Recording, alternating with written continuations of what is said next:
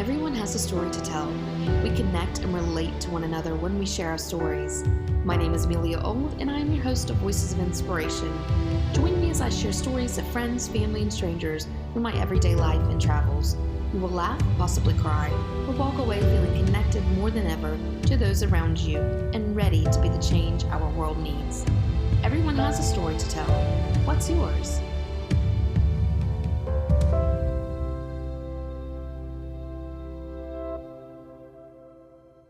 Welcome to Voices of Inspiration. I'm your host, Amelia Old, and today we are here in Abbeville, South Carolina at Indigenous Underground with owner and Chef Erica McCier, and also 2023 South Carolina Chef Ambassador. Yes, that's correct. Thank you so much for having us here. I have to say, we've eaten here before and the food is incredible. Thank you. I appreciate that so much. Well, thank you for having us here and to share a little bit about your story. Okay. So can you just start off by sharing the story of your journey from a middle school teacher to a chef, because those are very different. What inspired you to pursue cooking? Well, first of all, I was born and raised right here in Abbeville County. Pretty much been here my entire life, with the exception of when I went off to college. I went to Winthrop University in Rock Hill, but after I finished college, I moved back here, got my master's degree at Atlanta University, and decided to become a visual arts teacher. So I taught for 10 years here at the middle school, Wright Middle School in Abbeville. And during my 10th year of teaching, I developed kidney disease. It was polycystic kidney disease, so it was very unexpected. I went through a near-death experience with that. Ended up on life support for 4 months. Wow. So I was in the hospital for a total of like 6 months. And the thing is, my whole life just changed. I was that mom/teacher who was always active, in my children's activities, school activities, community activities. I was just all over the place. So all of a sudden, now I am on dialysis 3 days a week, going through a lot of therapy, because remember, I just went through a near-death experience. So my life just totally changed. Also went through almost a year of depression because I just felt like, life had just stopped for me. Everything that I had planned on doing, it was like I couldn't do it now. My plans were to go back to school, get my PhD. And I had it all planned out, what I was gonna do in the next 5 years. But hey, you kind of figure out that as things progress in your life, what you have planned is not necessarily meant for you. So now I'm on dialysis 3 days a week, sitting there in the little recliner, watching TV, and all of a sudden, I just get hooked on Food Network and the cooking channel. It's like every day I started watching these channels, nothing else. And I'm just sitting there thinking, they make that look so easy. I think I could do this, I think I could do that. So one day I just decided, hey, I need a hobby. Pulled out my cell phone, Googled culinary schools near me, and Greenville Tech popped up, which I did not know that Greenville Tech had a culinary program. So I went there and I went to visit, toured the campus, and I said, well, I need a hobby. I need something to fill in this extra time. So I went to dialysis Monday, Wednesday, Friday, drove to Greenville on Tuesday and Thursdays and start taking culinary classes. Wow. Upon, doing that, traveling back and forth to Greenville, taking classes, I just started cooking for family and friends, and they were like, you should become like a private chef or a personal chef. So I just started dabbling into that, doing little small dinner parties for family and friends. And next thing you know, I'm getting calls. Can you cater, for my social club? Can you cater for my women's group? And next thing you know, I'm catering for like groups of 400 people. And I started all this right in my little small kitchen. Wow. At my house. So after that, I worked in different establishments. Well, let me rewind. I did get my kidney transplant, my first kidney transplant, because I've had two since all of that. So after getting my transplant, I just decided, okay, I'm gonna start my own business, my own personal chef and catering business. But in the meantime, I worked at different establishments here in Abbeville. My very first one was the Village Grill, which is right up the street from here. You maybe like 500 feet up the street, but that's where that's home. Village Grill is home to me, and Bill and Molly are like my second parents. And until this day, they are like my greatest support system. They are. My first restaurant was at the Belmont Inn.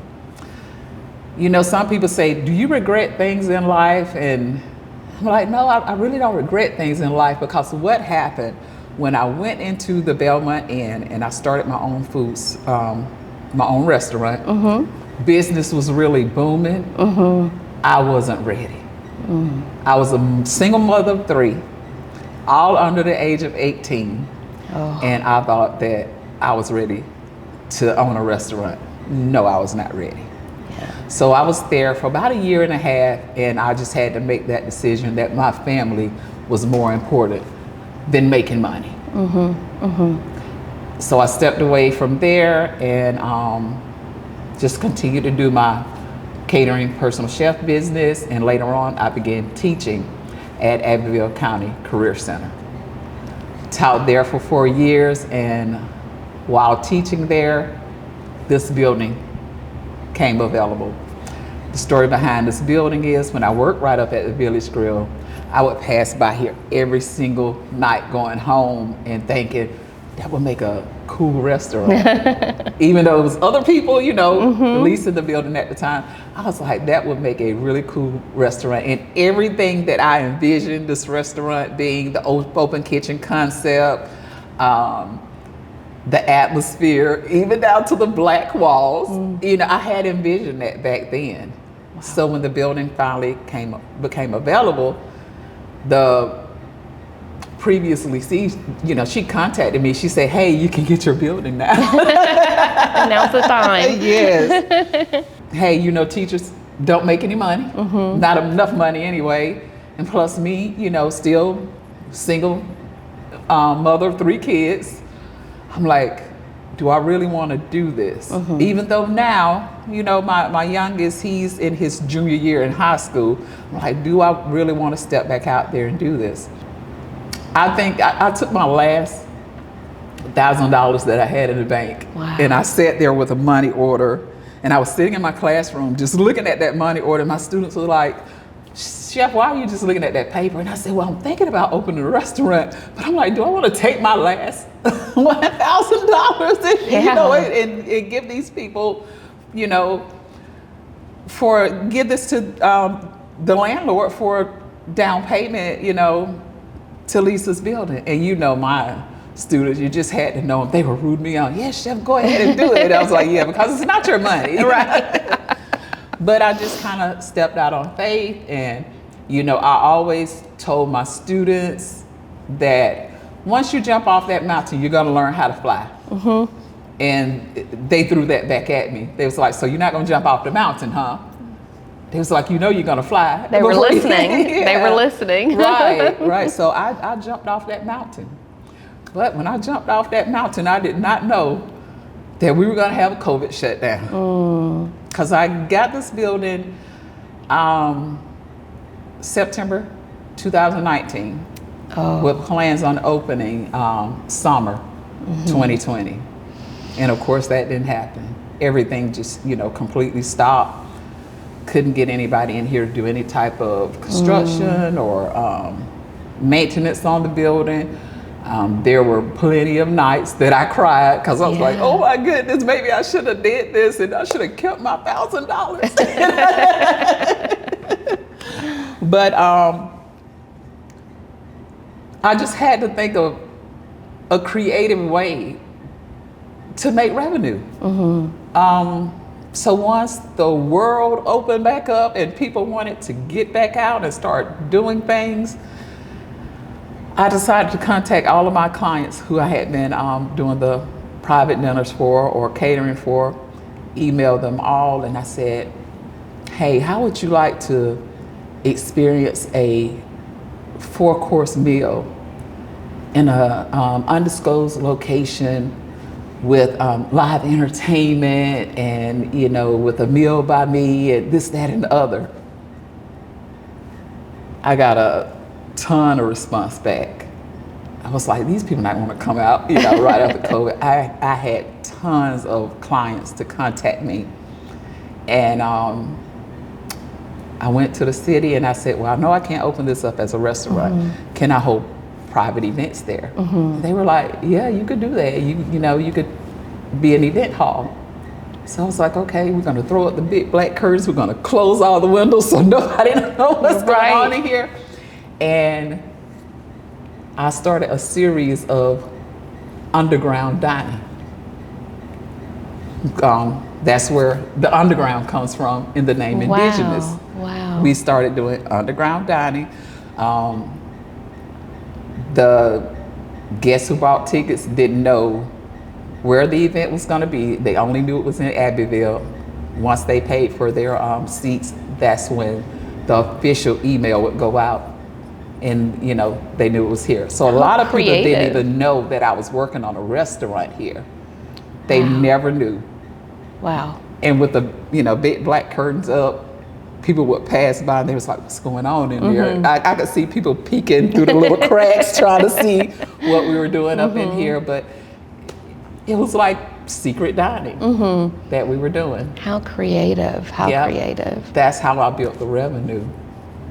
Wow. For this place to get it up and running. What a story. First of all, I want to say to you, it's important to me with this podcast that we share our personal stories, because I always say, eventually at some point you're going to say something, or I'm going to say something, and we're going to go, oh yeah, me too, I've been there, I understand, I can relate, or someone's listening or watching and they go, oh yeah, me too, I've been there. So first of all, I want to thank you for sharing your story about your health challenges. My father actually also had 2 transplants. Oh wow. And one of my best friends has also had a transplant. And so I know that they both will relate to what you went through, and I think that is so important that you share that piece of your journey. So first of all, thank you for doing that. Second of all, my husband always says, focus only on what you can control, not on what you can't control. Right, and I think that you have definitely done that with your journey, and I think that is so amazing, so incredible. I've learned that we don't open the doors for ourselves. We just wait until that door is cracked, and then we just kick it open and say, okay, I got a little open and I'm just gonna kick it open and I'm gonna go for it. And people will ask me now, like, what are your plans for the next 5 years? I'm like, I don't know. I truly don't know my plans, because I've just learned to let situations or let opportunities be presented to me, and then I just go for it. That's the best way. Yep. That's the best way. So you were named South Carolina Chef Ambassador last year. Can you talk about the moment you found out that you were going to essentially represent our state and the state's culinary culture? How did you feel in that moment that you found out? Well, at first I was like, okay, who nominated me? I guess, I consider myself a very humble person. Even until this day, my family, they always tell me, you underestimate yourself. You don't see the greatness in you. And I don't know, I guess I'm just very thankful for where I am, considering where I've been. You know, I'm just always thankful for the opportunities that have been presented to me. And so when I found out that I was nominated to be a chef ambassador, I was just like, oh, you know, okay, you know. I was like, and believe it or not, I had to go research it. I was like, okay, what is a chef ambassador? You know, what do I have to do? At the time, a representative from the Department of Ag, she reached out to me. She said, well, I want to come up and I want to talk to you. And this was Ansley. Ansley came by and she spoke with me, and she started just asking me questions, and she was telling me things about myself, and I was like, oh my goodness, these people have like researched me. I was like 10 years ago, they knew stuff that I did 10 years ago. Wow. And I was like, okay, you know, what am I getting myself into? She contacted me back maybe about 3 weeks later, and she said, you know, we would just like to know if you would accept a position as a South Carolina Chef Ambassador. It did not hit me until we were officially recognized that day down at the state capitol. And I was like, oh my goodness.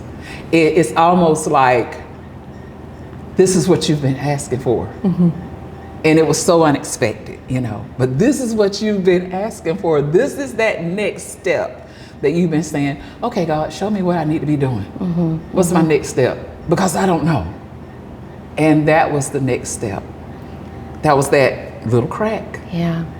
That was that crack, and that little crack opening that door, and I was like, all right, girl, it's time to kick it in. Let's go.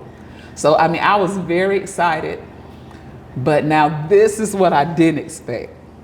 And the chef ambassador, the class before us, told us, get ready, because you are going to be so busy.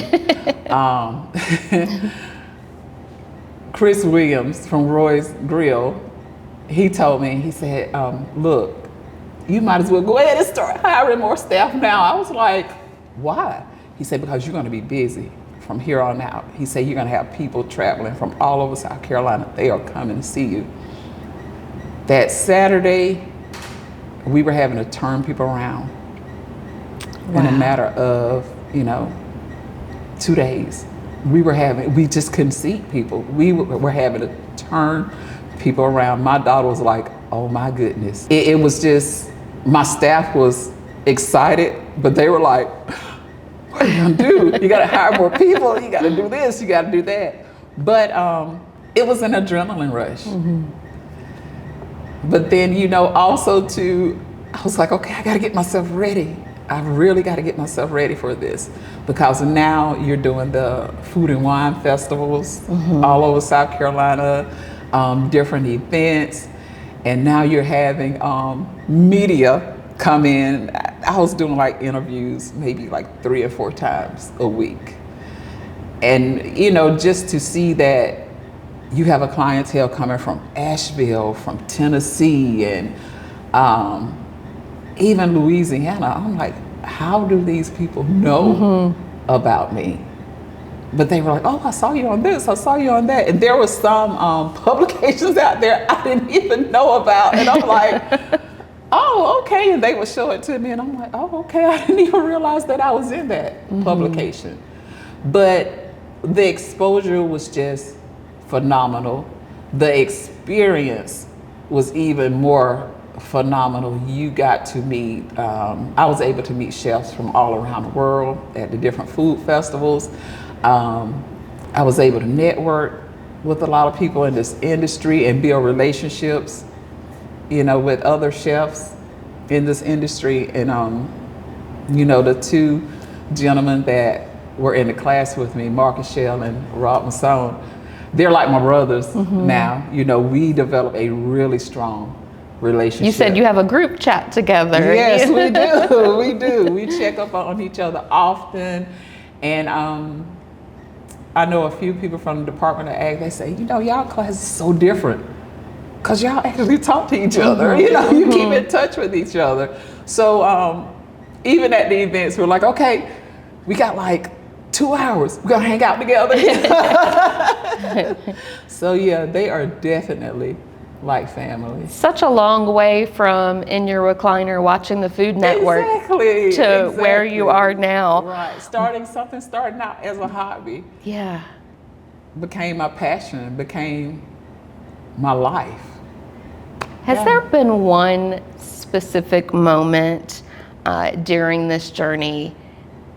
And I'm sure there have been many, but is there one specific moment with a client that's come in that just sticks out to you and you're like, this is my why, this is why I do this? There was this one woman, she came in and I know she kept looking at me. And you know, you kind of get those weird stares from customers. I'm like, oh my goodness, something was wrong with her food. And you know, my daughter was like, get ready. I think she's gonna complain.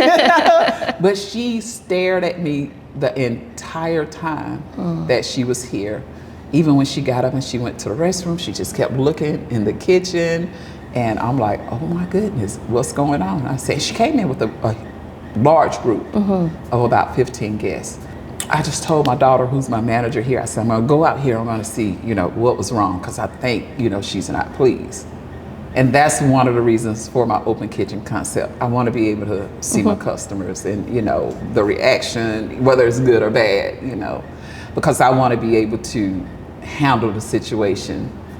If I'm constantly out here looking at plates and like, okay, they didn't eat this, they didn't eat that, oh, the plates are clean, you know. So I went to the table and introduced myself to her. She introduced herself to me. And she said, I've been sick for the past 2 years and I haven't left my house. She said, today is my birthday. And I was like, oh, happy birthday. She said, I've been following your journey on Facebook and on Instagram and other social media platforms. She said, for the past 2 years, I've been following you. And she said, just amazed with your story. Found out that this lady needed a transplant as well. And like she told me, she hadn't left her house in 2 years. Wow. So her family finally said, okay, you're getting out of this house. We're gonna take you to dinner for your birthday. Where do you wanna go? She said, I wanna go to Indigenous. Oh. And she said, if I could just get a hug from you. She told me, she was like, your story, your journey is what made me want to come here and to actually meet you. She said, now the food was phenomenal. She said, I was just so scared to say, hey, you know, can you come out the kitchen so I can take a picture with you? That was one of the most touching moments for me. I mean, there's been plenty others because, you know, like I say, I've just had my second transplant in March. Wow. Yeah, March 23rd, I had my second transplant. And when I went back on dialysis then, it was so many patients that they would stop me when I would go into the center. And, you know, the nurses had already told them who I was. And, you know, a lot of them would say, you know, I just feel like giving up on life. And I said, well, that's natural because I felt like giving up on life. And I said, but, you know, you just have to know that you going through this is your second take on life. That's that new chapter that's opening for you. And that you have to go through struggles in your life to see if you're ready for that next chapter. So whenever people find out about my journey, you know, I get some people say, oh, I'm so sorry. I'm like, I'm not. Don't be sorry for me, because me going through that time in my life is what built me to be where I am now. So it was necessary. I always tell them what I went through was so necessary for me to be where I am. What do you think makes the community here in Abbeville? You grew up here. You've spent your whole life here. What makes this community unique? We're all family. Small community. Everybody knows everybody, and I know I have people to say, why do you want to live in a town where everybody knows everybody? Because it's family, and they look out for you. Not only do they look out for you, they look out for your kids. Once again, you know, being a single mother with 3 kids, my kids were very active and in sports, in different activities. So my thing is, I knew when I dropped them off somewhere, they knew, other people knew whose kids those were. And if I couldn't get around to getting back to them, it's like, hey, you know, well, I'm going to take your daughter home with me, or I'm going to take your son home with me, or we're going to take them out with our family to get something to eat. They always looked out for me and my kids. Until this day, it is the same way. So it's this, I don't even like to call it community. I just like to call it family. Abbeville is family. So, and that's, plus, I mean, you can't beat the small little quaint town. It's so peaceful. And do I like the big city feel? I like to visit the big city, but at the end of the day, I like sitting on my front porch and just being at peace and nobody bothering me. Yeah. It reminds me, this little town reminds me of a Hallmark movie anytime I'm walking through the square. What are some of your favorite local spots that you would recommend to a visitor? The Village Grill. That is always my go-to, and not because I started there, but the food is just phenomenal. So the Village Grill is one. Refuel, it just opened, and actually she's my classmate. She just opened not too long ago. Two Brews is another. We have, you want some good soul food, you go to Food for the Soul. The thing about it is everybody does like their own little thing around here. So the community, they kind of, you know how people bar hop, they restaurant hop. And because you have that age group that doesn't have children, and you know they can eat out every night. It's actually cheaper for them to eat out every night. So they patronize each restaurant in the area. So a lot of my customers, I'm gonna see them at least once or twice a week. Yeah. What's been the biggest way that Abbeville has supported your journey as a chef? Oh my goodness. It's so many, it's so many ways. I think Abbeville just, they show me that they're really proud of me. They put me to work now.